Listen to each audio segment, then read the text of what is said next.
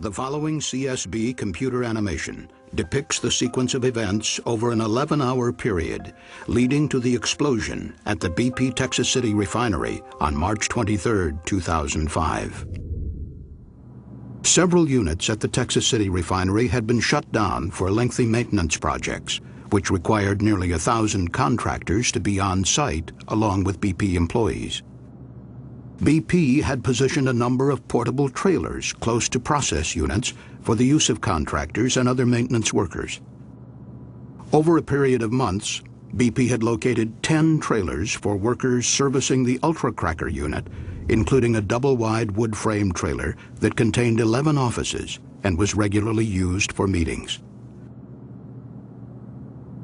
Though these trailers were located near the isomerization unit, the occupants were not warned the ISOM unit was about to start up, a potentially hazardous operation.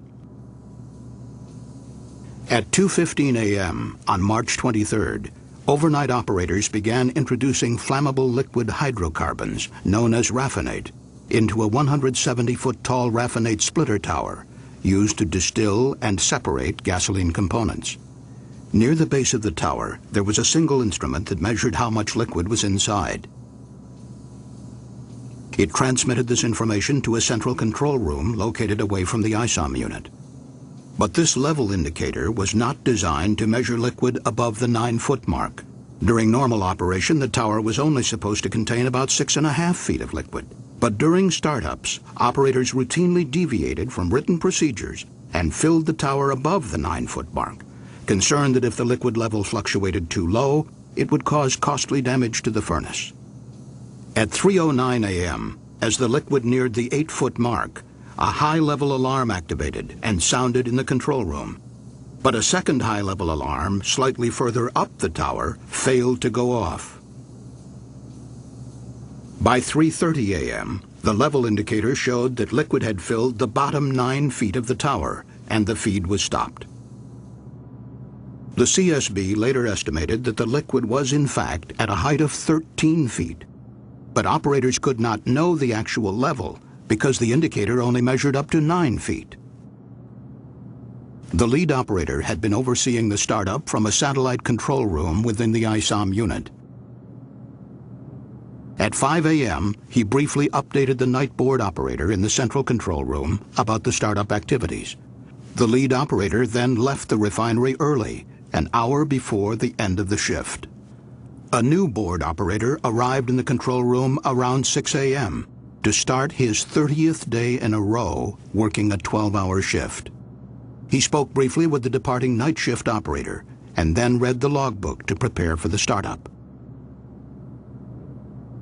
But the logbook did not clearly indicate how much liquid was already in the tower and equipment, and it left no instructions on routing of the liquid feed and products when the startup resumed. Instead, the control board operator only found a one-line logbook entry that said, ISOM brought in some RAF to unit to pack RAF with. At 7:15 a.m., the day shift supervisor arrived.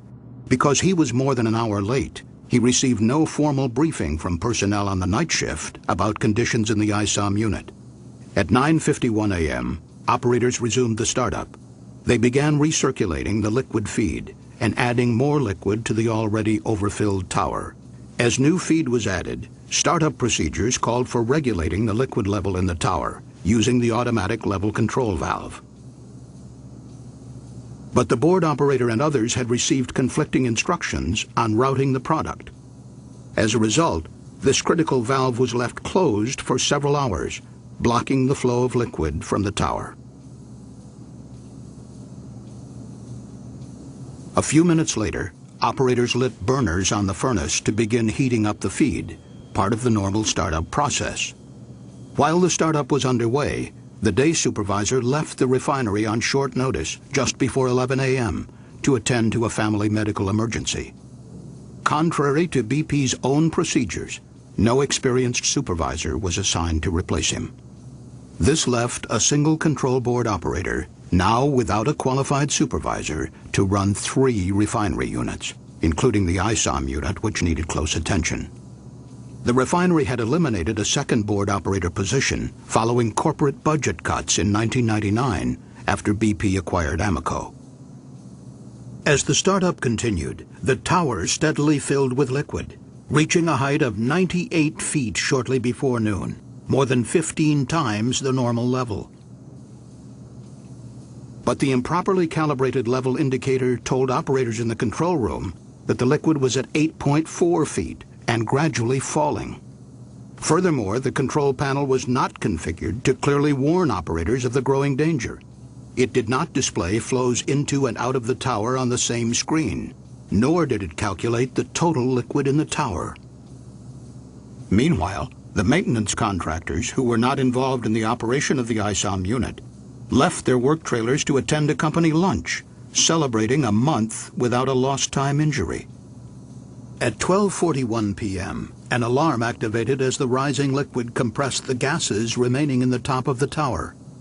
Unable to understand the source of the high pressure, operators opened a manual chain valve to vent gases to the unit's emergency relief system, a 1950s-era blowdown drum that vented vapor directly into the atmosphere. Operators also turned off 2 burners in the furnace to lower the temperature inside the tower, believing this would reduce the pressure. Nobody knew the tower was dangerously full. The operators did become concerned about the lack of flow out of the tower and began opening the valve to send liquid from the bottom of the tower to storage tanks. But this liquid was very hot. As it flowed through the heat exchanger, it suddenly raised the temperature of the liquid entering high up the tower by 141 degrees Fahrenheit. It was now about 1 p.m. Contract workers, unaware of the startup and the looming danger, returned from lunch and began a meeting in the double-wide trailer in the corner room closest to the blowdown drum. Over the next few minutes, the hot feed entering the tower caused the liquid inside to start to boil and swell. Liquid filled the tower completely and began spilling into the overhead vapor line, exerting great pressure on the emergency relief valves 150 feet below. At 1:14 p.m., the 3 emergency valves opened, sending nearly 52,000 gallons of flammable liquid to the blowdown drum at the other end of the ISOM unit. Liquid rose inside the blowdown drum and overflowed into a process sewer, setting off alarms in the control room. But the high-level alarm on the blowdown drum failed to go off. None of the operators knew of the catastrophe unfolding in the ISOM unit. As flammable hydrocarbons overfilled the blowdown drum, operators nearby saw a geyser of liquid and vapor erupt from the top of the stack. The equivalent of nearly a tanker truck full of hot gasoline fell to the ground and began forming a huge flammable vapor cloud. This scene, based on CSB computer modeling, shows how the vapor cloud expanded in just 90 seconds, engulfing the unit and the nearby trailers full of workers. About 25 feet from the base of the blowdown drum, 2 workers were parked in a pickup truck with the engine idling. As flammable vapor entered the air intake, the diesel engine began to race. The 2 workers fled, unable to shut off the engine. Moments later, witnesses saw the truck backfire and ignite the vapor cloud. Powerful explosions swept through the area. Computer modeling shows how the blast pressure wave accelerated through the ISOM unit, causing heavy destruction and igniting fires throughout the area. The workers inside the trailers were right in the path of the explosions. The fires continued to burn for hours. 12 of the 20 occupants of the double-wide trailer were killed, along with 3 workers in a trailer nearby. Dozens of others suffered serious burns, fractures, and other traumatic injuries. The wood and metal frame trailers were blown apart by the blasts. Firefighters struggled to rescue the injured and recover the victims. 50 large chemical storage tanks were damaged, and the ISOM unit remained shut down for more than 2 years.